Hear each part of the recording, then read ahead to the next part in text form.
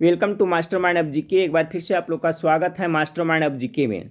Friends, आज इस video में जीके जीएस का 50 अति महत्वपूर्ण सवाल को देखेंगे। इसमें करंट अफेयर्स का भी प्रश्न शामिल है। ये सभी क्वेश्चंस है जो फ्रेंड्स आपका बिहार पुलिस, फायरमैन और साथ साथ उत्पाद पुलिस के लिए काफ़ी महत्वपूर्ण है। तो पूरा प्रैक्टिस सेट आप लोग जरूर देखिएगा।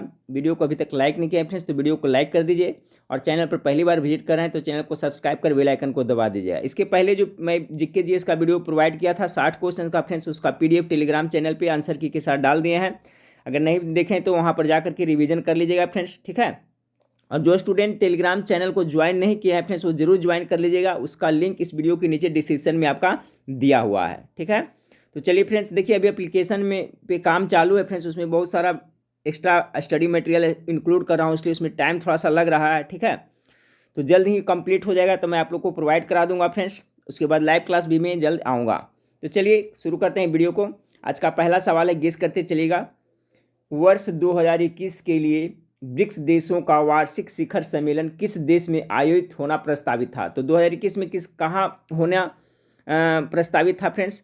तो आपका ये भारत देश में था, तो इसलिए correct answer option number D हो जाएगा। दूसरा नंबर सवाल है, ओडिशा में देश के सबसे बड़े हॉकी स्टेडियम का नाम किसके नाम पर रखा गया है?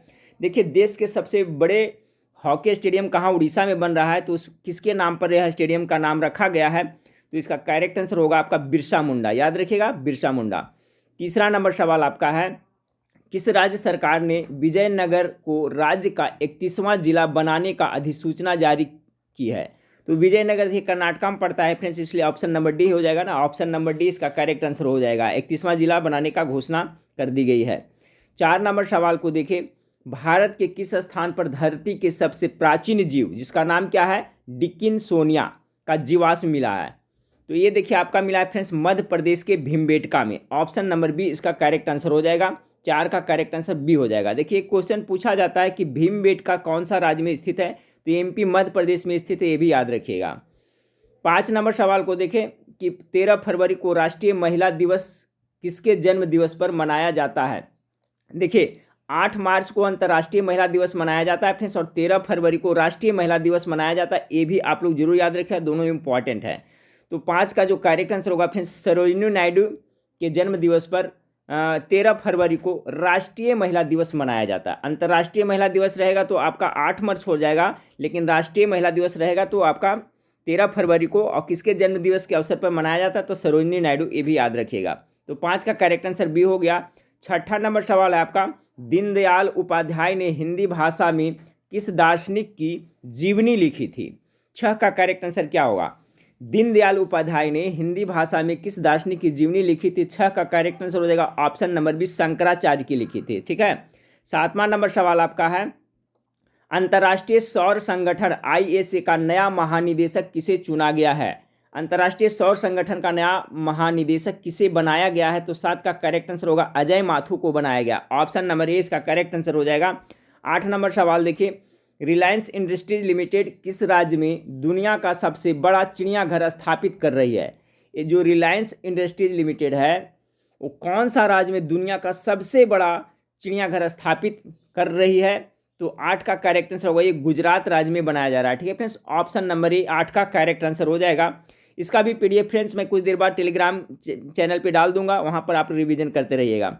9 नंबर सवाल है, भारत सरकार ने किस समुद्री पड़ोसी देश के साथ व्यापक आर्थिक सहयोग व साझेदारी समझौते CEPA को मंजूरी दी है? तो भारत सरकार ने किस समुद्री पड़ोसी देश के साथ व्यापक आर्थिक सहयोग व साझेदारी समझौते को मंजूरी दी है? तो 9 का जो करेक्ट आंसर होगा ऑप्शन नंबर आपका बी, मॉरिशस हो जाएगा, ठीक है। 10 नंबर सवाल देखिए कि किस भारतीय शहर को 2020 tree city of the world की मान्यता प्रदान की गई है? बहुत इंपॉर्टेंट सवाल ये भी है 10 का। तो इसका करेक्ट आंसर हो जाएगा friends Hyderabad. Option number C 10 का करेक्ट आंसर होगा। पुनः एक बार क्वेश्चन सुने, किस भारतीय शहर को 2020 tree city of the world की मान्यता प्रदान की गई? तो ऑप्शन नंबर सी 10 का करेक्ट आंसर हो जाएगा। 11 नंबर सवाल को देखें, किस भारतीय को ऑक्सफोर्ड यूनिवर्सिटी स्टूडेंट यूनियन का अध्यक्ष चुना गया है? 11 का जो करेक्ट आंसर हो जाएगा फ्रेंड्स, रसीम सामंत को चुना गया है। किस भारतीय को ऑक्सफोर्ड यूनिवर्सिटी स्टूडेंट यूनियन का अध्यक्ष चुना गया है? तो उनका नाम क्या है? रसीम सामंत। 11 का करेक्ट आंसर ऑप्शन नंबर आपका डी हो जाएगा।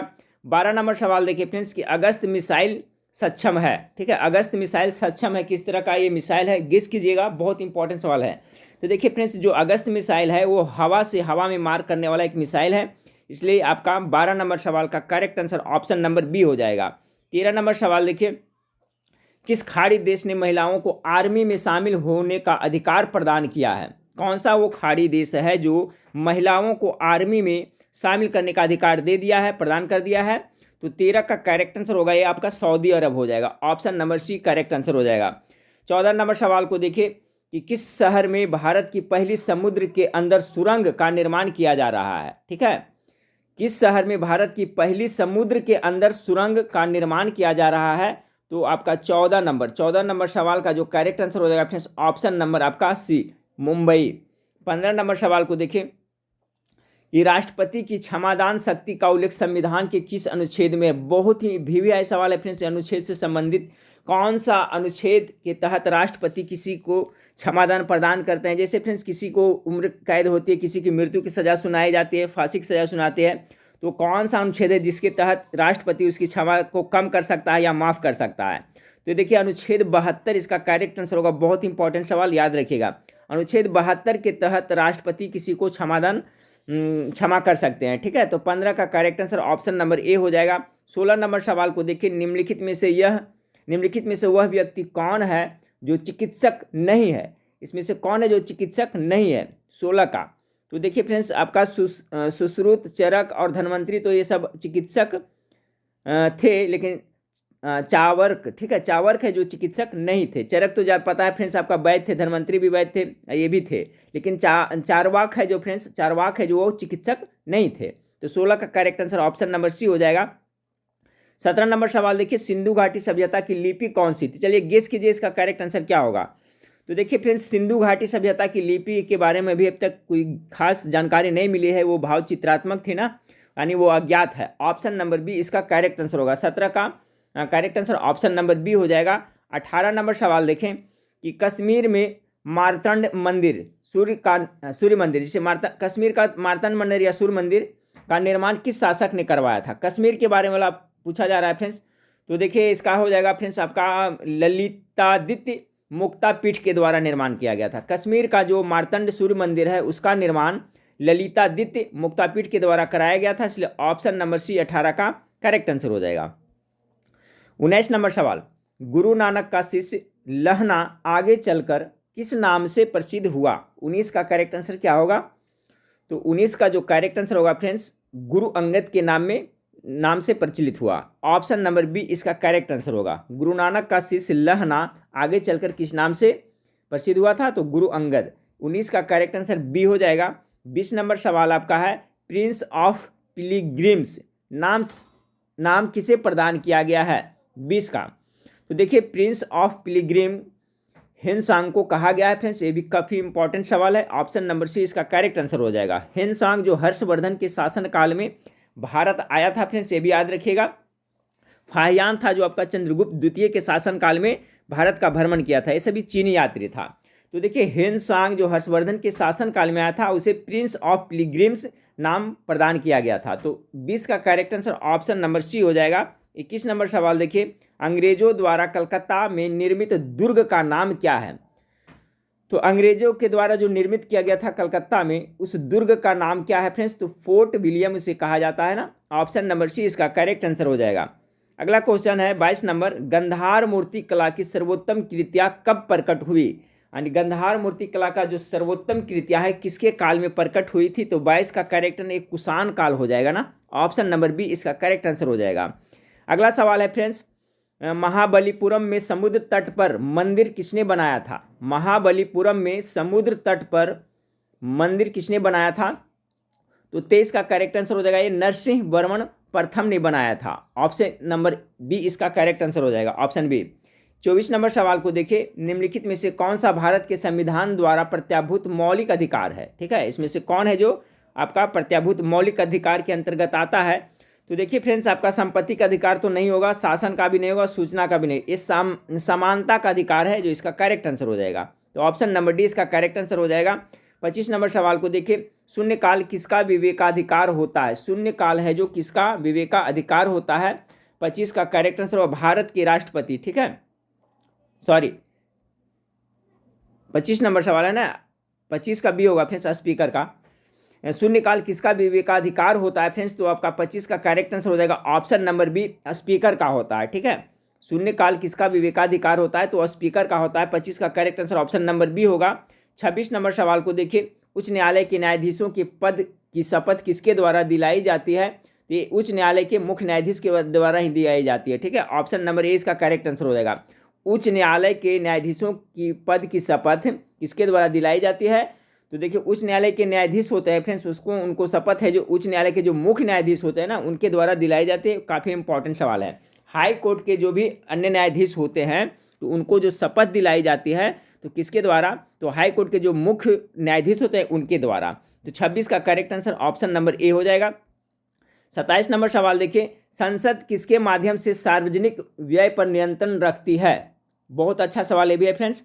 तो देखिए संसद है जो आपका नियंत्रक एवं महालेखा परीक्षक के माध्यम से सार्वजनिक व्यय पर नियंत्रण रखती है। ऑप्शन नंबर बी इसका करेक्ट आंसर हो जाएगा। 28 नंबर सवाल देखिए फ्रेंड्स, 28 नंबर सवाल आपका है, फ्रांसीसी क्रांति ने विश्व को क्या नारा दिया था? देखिए फ्रांसीसी क्रांति कितना 1789 ईस्वी में लुई 16वां के शासनकाल में हुआ था। ठीक है, याद रखिएगा कितना, लुई 16वां के शासनकाल में फ्रांसीसी क्रांति 1789 ईस्वी में हुआ था, ये भी याद रखिएगा। तो कह रहा कौन सा नारा दिया था? तो 28 का करेक्ट आंसर स्वतंत्रता, समानता और बंधुत्व का नारा दिया था। ऑप्शन नंबर 20 का करेक्ट आंसर हो जाएगा। 29 नंबर सवाल देखिए, निम्नलिखित में से वह व्यक्ति कौन है जिन्हें भारत का राष्ट्रपति बनने से पहले भारत रत्न का अवार्ड मिला था? ठीक है, 29 का करेक्ट आंसर हो जाएगा फ्रेंड्स डॉक्टर एस राधाकृष्णन। ठीक है, उनको राष्ट्रपति बनने के पहले उन्हें भारत रत्न का अवार्ड दिया गया था। तो 29 का करेक्ट आंसर सी हो जाएगा। 30 नंबर सवाल देखें, भारत में किस प्रकार की आपात स्थिति अभी तक केवल एक बार लागू की गई है?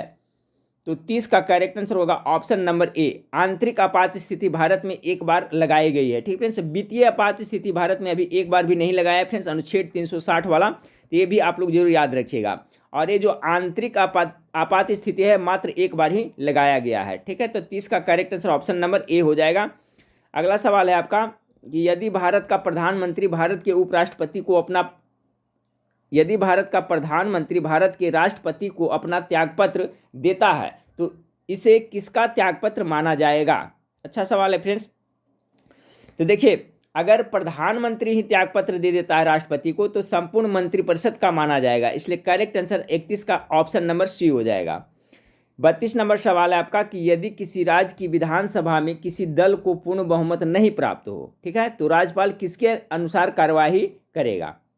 मान लिया कि कोई भी स्टेट में जैसे यूपी में ही होने वाला चुनाव फ्रेंड्स और किसी भी दल को पूर्ण बहुमत नहीं प्राप्त होता है तो राज्यपाल किसके अनुसार कार्रवाई करेगा? 32 का करेक्ट आंसर, इसका करेक्ट आंसर हो जाएगा फ्रेंड्स आपका स्वनिर्णय, यानी कि ऑप्शन नंबर डी इसका करेक्ट आंसर होगा। ठीक है, अपने स्वनिर्णय अपने विवेक से काम करेंगे जो, तो ऑप्शन नंबर डी इसका करेक्ट आंसर होगा, 32 का डी।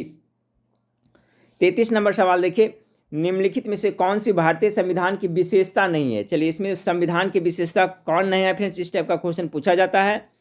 तो सरकार का संसदीय रूप ये तो आपका है, न्यायपालिका की स्वतंत्रता ये भी है, सरकार का अध्यात्मात्मक यही है इसका करेक्ट आंसर, ये विशेषता नहीं है, बाकी संघीय सरकार ये विशेषता है। देखिए भारतीय संविधान की विशेषता में आपका सरकार की संसदीय रूप है, न्यायपालिका की स्वतंत्रता भी है, संघीय सरकार है, ये सरकार का अध्यात्मात्मक रूप है जो फ्रेंड्स नहीं है, इसलिए ऑप्शन नंबर सी इसका करेक्ट आंसर होगा।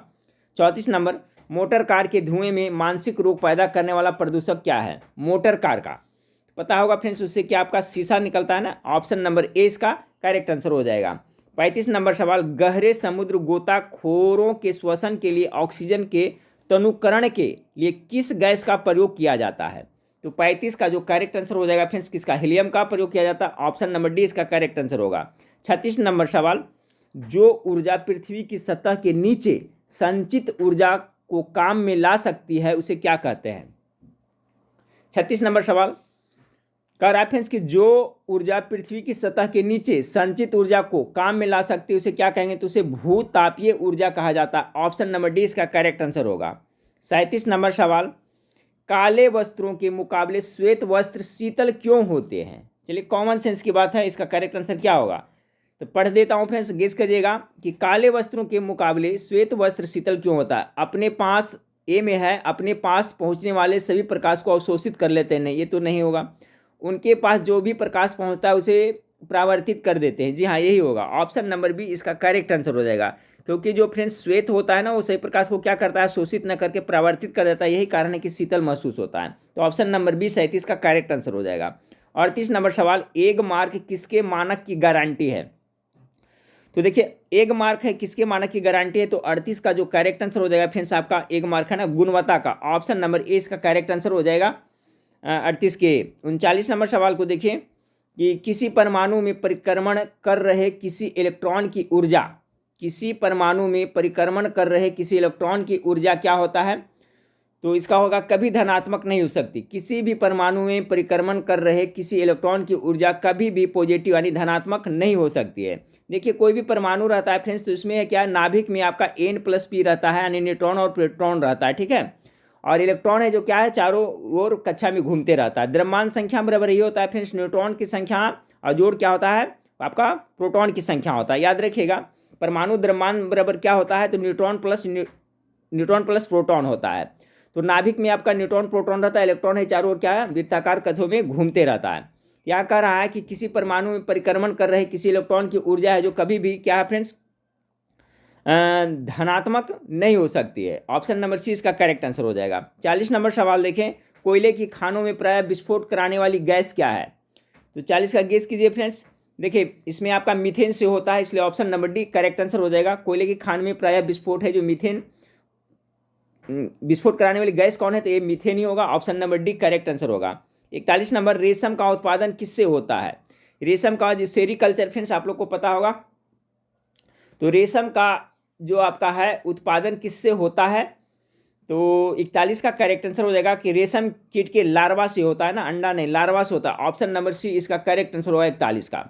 42 नंबर, वसा में घुलनशील विटामिन कौन सा है। वसा में फ्रेंड्स देखिए क्वेश्चन पूछा जाता है, वसा में कौन सा घुलनशील है और जल में कौन सा घुलनशील है। तो 42 का गेस कीजिए। 42 का हो जाएगा फ्रेंड्स आपका कैल्सीफेरॉल, कैरोटीन और टेकोफेरॉल। ऑप्शन नंबर 42 का बी करेक्ट आंसर हो जाएगा, ठीक है। ऐसे देखिए फ्रेंड्स, बी और सी, बी सी है जो आपका फ्रेंड्स किस में है, घुलनशील है, तो ये जल में घुलनशील है। बाकी ए डी ई के, ठीक है, ये सब है विटामिन है जो आपका किस में है, तो वसा में घुलनशील होता है। तो इसका करेक्ट आंसर हो जाएगा फ्रेंड्स ऑप्शन नंबर आपका 42 का बी हो जाएगा, कैल्सीफेरॉल, कैरोटीन और टेकोफेरॉल। ए है जो किस में है, तो आपका वसा में घुलनशील है। जबकि बी और सी याद रखिएगा, बी सी है जो आपका जल में घुलनशील है, विटामिन बी और सी। तो 42 का correct answer option number B हो गया। 43 नंबर सवाल देखिए, ट्रांसफार्मर किसके काम करता है। ट्रांसफार्मर का काम क्या है, फंक्शन क्या है। तो देखिए, ट्रांसफार्मर किससे काम करता है, तो एक केवल प्रत्यावर्ती धारा से काम करता है। ऑप्शन नंबर ए 43 का करेक्ट आंसर हो जाएगा। 44 नंबर, विस्कोमीटर यंत्र से नापा जाता है। विस्कोमीटर से क्या मापा जाता है, ये देखिए सूर्य की किरणों की तीव्रता मापी जाती है, इसलिए ऑप्शन नंबर सी इसका करेक्ट आंसर हो जाएगा। 45 नंबर सवाल को देखिए फ्रेंड्स, भारत में पूंजी प्रधान उद्योग का सर्वोत्तम उदाहरण कौन सा है। तो 45 का करेक्ट आंसर क्या होगा, भारत में पूंजी प्रधान उद्योग का सर्वोत्तम उदाहरण है जो आपका 45 का करेक्ट आंसर हो जाएगा। ऑप्शन नंबर बी इस्पात उद्योग हो जाएगा। 46 नंबर सवाल देखिए, भारत के भुगतान संतुलन को किसके द्वारा ठीक किया जा सकता है। 46 का, भारत के भुगतान संतुलन को किसके द्वारा ठीक किया जा सकता है। तो 46 का जो करेक्ट आंसर हो जाएगा आपका मुद्रा अवमूल्यन, प्रबल निर्यात, संवर्धन, आयात, सभी हो जाएगा। ऑप्शन नंबर डी 46 का correct answer option number D हो जाएगा। 47 नंबर सवाल देखें, किस प्रकार के उत्पादों के लिए CACP न्यूनतम समर्थन कीमत की सिफारिश करता है, ठीक है। तो किस प्रकार के उत्पाद के लिए न्यूनतम समर्थन कीमत की सिफारिश करता है CACP, तो इसका करेक्ट आंसर होगा 47 का आपका कृषि उत्पाद पे। ऑप्शन नंबर बी इसका करेक्ट आंसर हो जाएगा। किस प्रकार के उत्पादों के लिए CACP न्यूनतम समर्थन कीमत सिफारिश करता है, तो आपका कृषि उत्पाद के लिए, ठीक है। 48 नंबर है आपका सवाल, बहुराष्ट्रीय से क्या तात्पर्य है। तो बहुराष्ट्रीय से क्या तात्पर्य है फ्रेंड्स, इसका ऐसी कंपनी जो कई देशों से अपना कार्य संचालन करते हो उसे क्या कहेंगे, बहुराष्ट्रीय कहेंगे। ऑप्शन नंबर बी इसका करेक्ट आंसर हो जाएगा। मिश्रित अर्थव्यवस्था किसका उल्लेख करती है। 49 नंबर सवाल, तो मिश्रित अर्थव्यवस्था है जो क्या होता है फिर सार्वजनिक और निजी क्षेत्र दोनों का सह अस्तित्व होता है ना। ऑप्शन नंबर सी इसका करेक्ट आंसर हो जाएगा। आज का लास्ट सवाल देखते हैं, उत्पादन के 4 कारक कौन कौन है। उत्पादन के 50 नंबर सवाल का, तो उत्पादन के जो 4 कारक गेस कीजिए फ्रेंड्स, इसका करेक्ट आंसर क्या होगा। तो देखिए उत्पादन का तो भूमि हो जाएगा फ्रेंड्स, उसके बाद में श्रम हो जाएगा, उसके बाद पूंजी है, उसके बाद संगठन, यानी ऑप्शन नंबर ए इसका करेक्ट आंसर हो जाएगा। ठीक है फ्रेंड्स, इसका भी पीडीएफ मैं आंसर के साथ में टेलीग्राम चैनल पे कुछ देर में प्रोवाइड करा दूंगा। ठीक है फ्रेंड्स, चलिए तो नेक्स्ट वीडियो में फिर मिलते हैं। देखने के लिए थैंक यू, धन्यवाद।